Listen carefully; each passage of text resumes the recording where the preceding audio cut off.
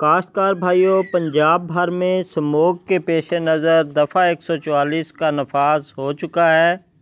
काश्तकार भाई धान की, मुंजी की, चावल की कटाई के बाद उसके मुड्डों को आग हरगज़ ना लगाएं, बल्कि इसको ज़मीन में रूटावेट कर दें। धान के मुड्डों को आग लगाने वाले काश्तकारों के ख़िलाफ़ कानूनी कार्रवाई अमल में लाई जाएगी।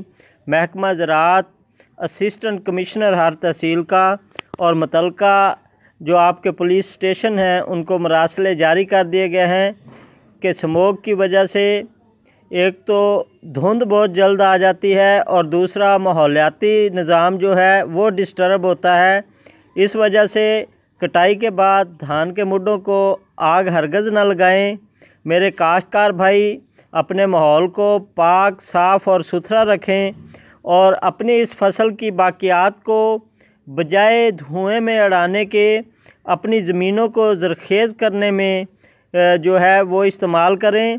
धान के मुड्डों को आग लगाने से फ़ज़ाई आलूदगी में इजाफ़ा के अलावा ज़मीन में जो ज़मीन दोस्त कीड़े मकोड़े होते हैं वो तलफ़ हो जाते हैं और नामियाती मादा जो हमारी ज़मीन है वो हीट की वजह से हमारी आने वाली फसलों को उतना फ़ायदा नहीं पहुंचा सकती।